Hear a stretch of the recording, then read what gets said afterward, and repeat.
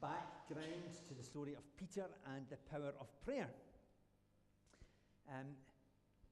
In sort of the little bits that have happened just before this story, what we find is that persecution has returned to the church after a period of peace. Early on in the life of the church, as we see in the first few chapters of the book of Acts, things don't go very well. There's a lot of persecution, and the church is scattered throughout that region. And then the main sort of instigator of all of that is Saul. And when he sees a vision of Jesus and is converted, the persecution kind of dies away a bit. And they have a period of peace for about 7 years or so. And here at the beginning of our story, it's beginning to start up again. And the instigator this time, it's not the Jewish authorities, it's King Herod. Now this is Herod Agrippa the First, the grandson of Herod the Great. Now, Herod the Great was a bit of a nasty guy. There was no unemployment when Herod the Great was king, because he had everybody building things. He had palaces all over the place and aqueducts and all sorts of stuff. And in that sense, there was prosperity while he was there. But he was an awful man. He actually, funnily enough, we discovered when we were away, was married to a woman called Doris. Not the most kind of Middle Eastern name, but Doris. And Doris had a child, and then in order to improve his standing with the Jews, he exiled Doris and the child and married Mariamne. And then they had children, and he killed her and the children because he was a bit paranoid that some of these children would come and take his place. Now that's Herod the Great, and there's 3 Herods, and they're all kind of like that. There's this paranoia about it. There's a thirst for power. There's a thirst to be loved by the people. And here is Herod Agrippa the First, grandson of Herod the Great. Herod the Great was the one who killed John the Baptist. He was the one that the wise men came to, and he had all the babies in Bethlehem, baby boys in Bethlehem killed. He was just a nasty, nasty man. So it's in the family line and the family heritage. But it's that very pursuit of fame and fortune and power and praise of the people that you discover later on in the story that causes God to take Herod's life. When the people come out and they're coming to praise him, and they say, "Oh, look, he's speaking like a god," Herod doesn't say, "Hang on a minute, I'm good, but I'm not that good." He kind of goes, "Oh, not quite like that." And that's just too far. He's accepting praise and worship that should only be for God, and so God takes his life. The other significant bit of background for this story about Peter is that the death of James was a really significant blow to the early church. James and his brother John were called the sons of thunder because they were always in your face. They were always arguing. I don't know if you've ever met people like that. They're always going at it. Brothers. Right? And James was one of the very first people to follow Jesus. He's there all the way through. James is one of the ones who is on the Mount of Transfiguration when Moses and Elijah come to be with Jesus, and they see Jesus transformed in glory.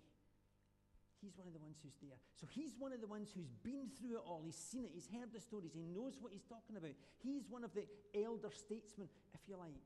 And so to lose him is a really significant blow for the early church. And then we come to the main part of the story for today. And it's a story about popularity and power. As I said earlier, Herod is all about making himself more acceptable to the people. And what we hear, there's a little phrase there that says he realized that killing James pleased the Jews. And you might just kind of let that go as a wee aside almost. But it indicates that there's been a change in thinking for the people. Because earlier on, twice in previous chapters, we've heard that the church enjoyed the favor of all the people. It was the leadership that didn't like them. But here, the implication is that has changed. That it's no longer just the leadership who don't like them, but somehow, during this period of peace, the attitude of the population has changed. And so that when James is killed, it pleases not just the leaders, but the people. And so he sees this as a politically expedient move to then get Peter as well. And he chooses to do it at a really significant time for the Jews, because it's Passover, a time that they remember their freedom from slavery in Egypt, a time of salvation. But it's also the time when Jesus was killed. And so what Herod is really saying is, we did it to Jesus, and we can do it to you as well.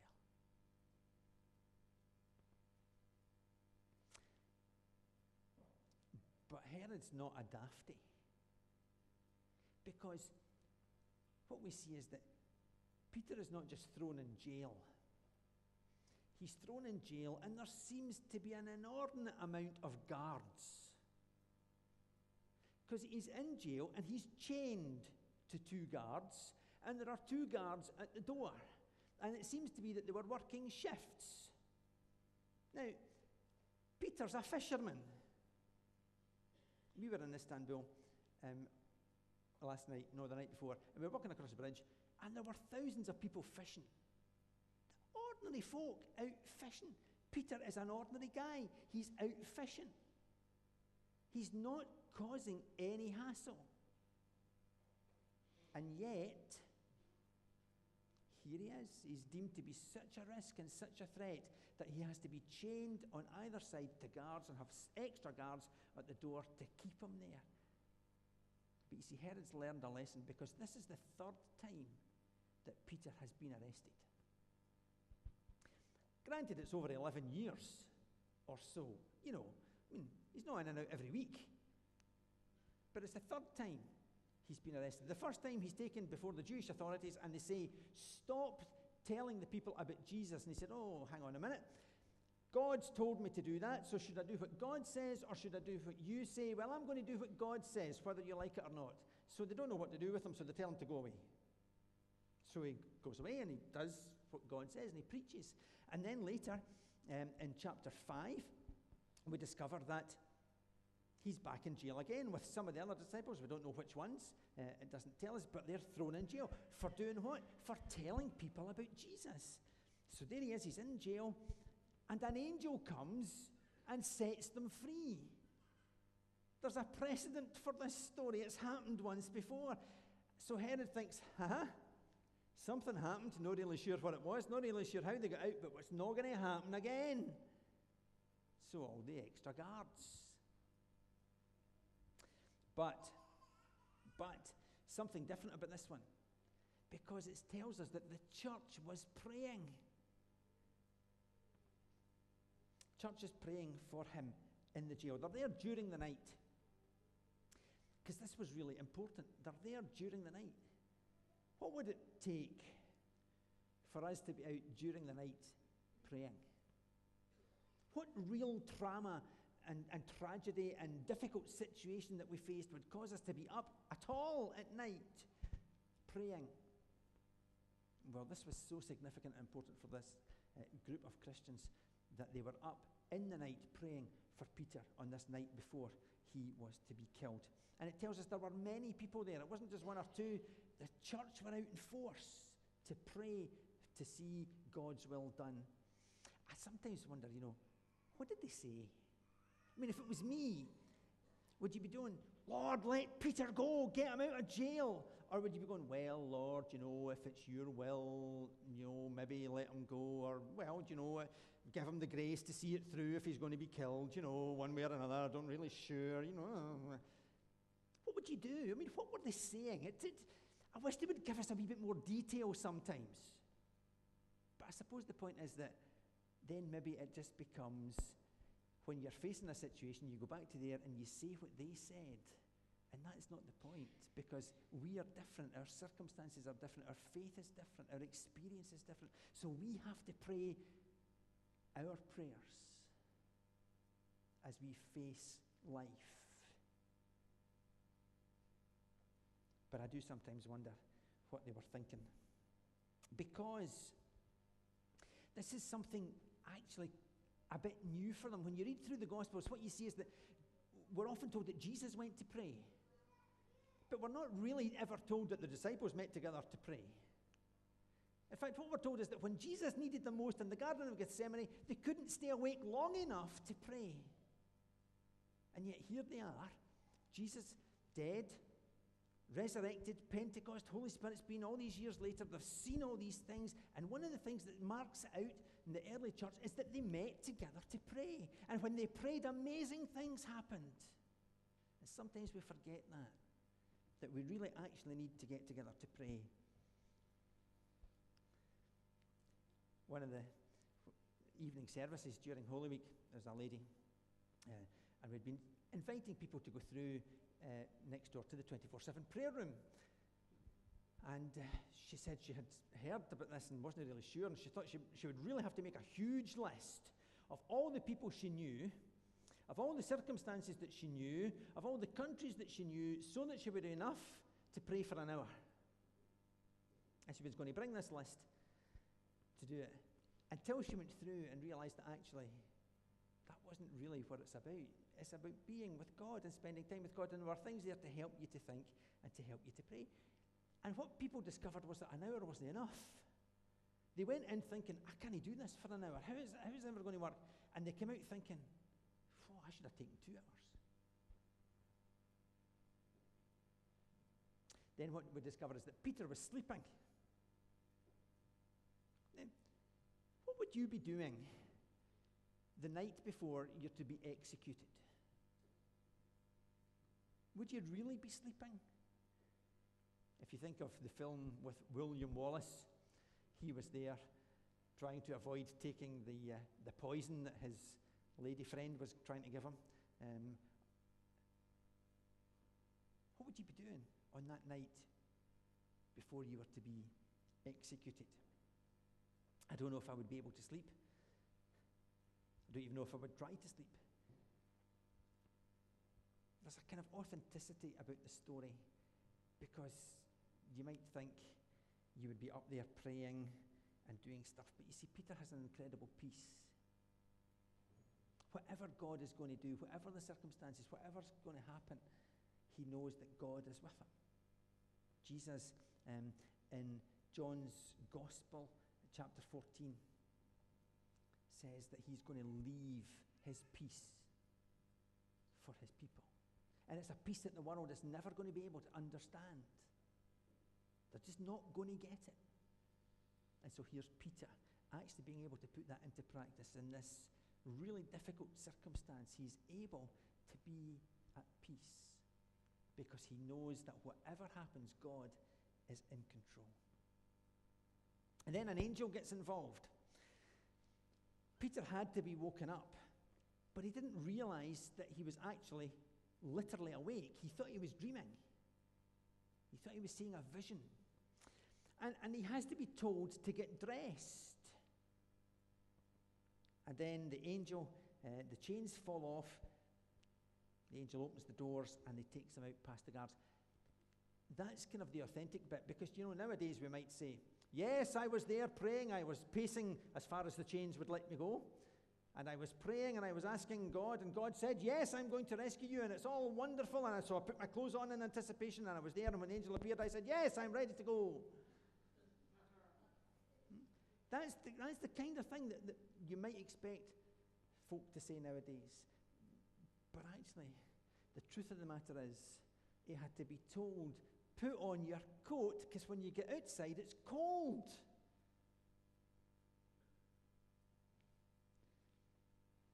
If I was writing the story, I might want to make myself look a little bit more alert and alive than that.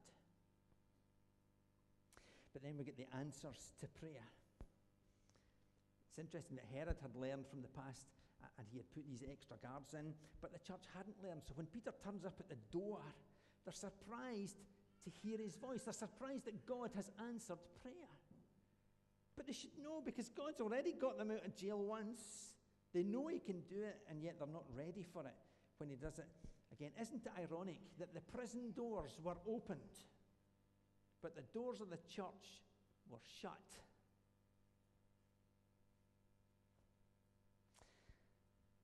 And so, they're inside arguing. Rhoda comes in and says, by the way, just to let you know, Peter's at the door.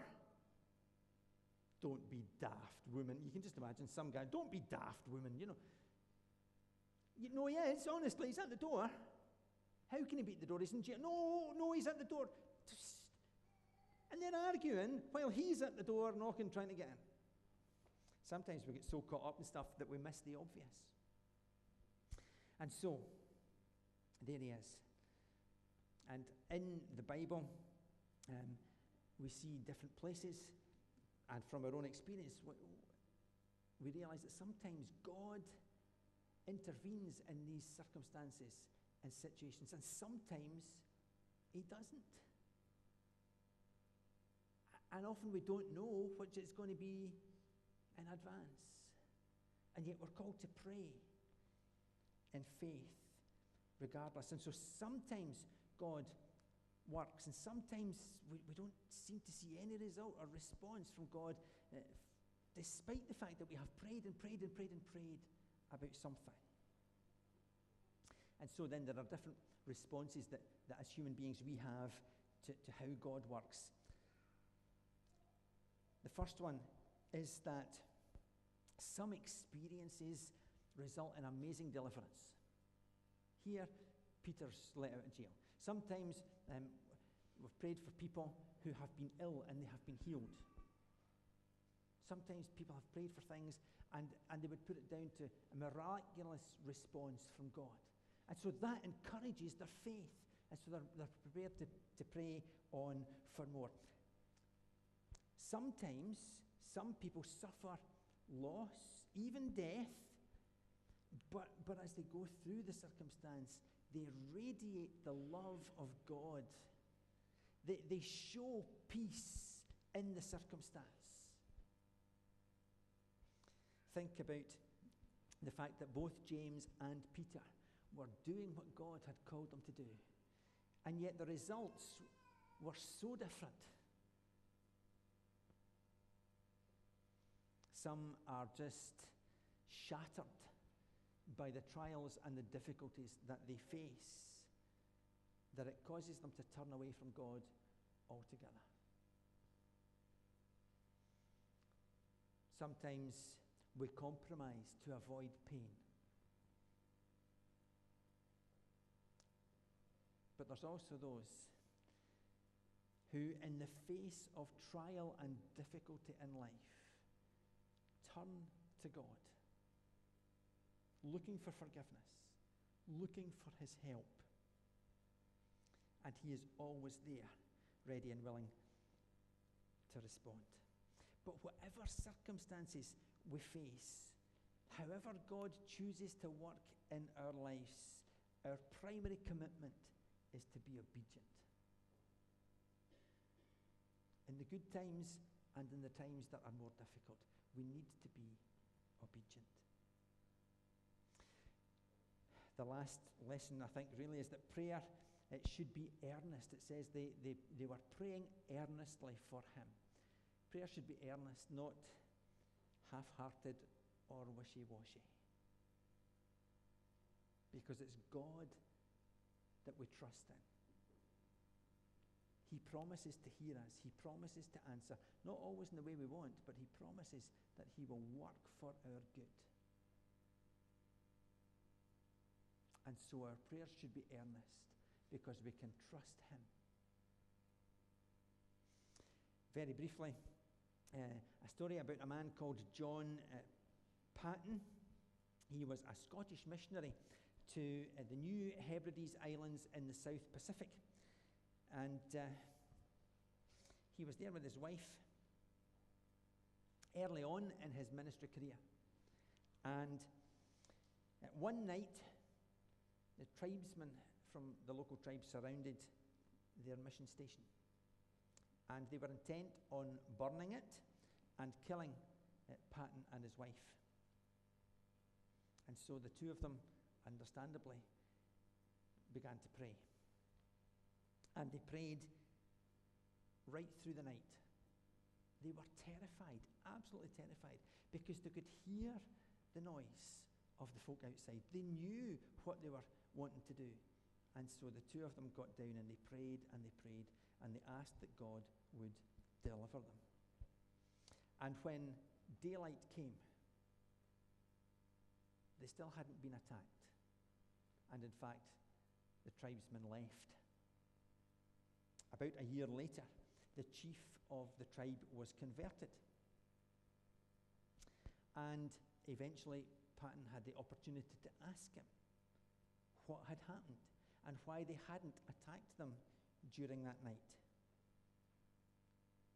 And the chief replied, well, who were all those people who were with you?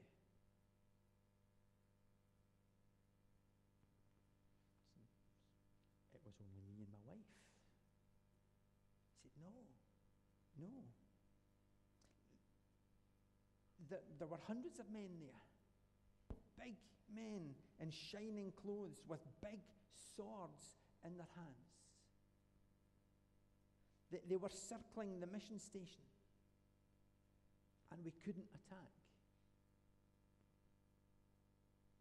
Paton realized that God had sent his angels to protect them. John Paton didn't always experience God's provision in that way. His first wife died as a result of problems during childbirth, and 17 days later the child died as well. He had no one at that point to comfort him. He even had to dig the graves for his wife and child. And he writes about that time, I was never altogether forsaken. The ever-merciful God sustained me to lay the precious dust of my loved ones in the same quiet grave. But for Jesus and the fellowship he vouchsafed me there, I would have gone mad and died beside that grave. Jesus was there, and he gave him sufficient grace. Grace enough for him to stay on working amongst those people and see them turn to faith. God promises to answer our prayers. Not always in the way we want, but he always answers. And there is always grace.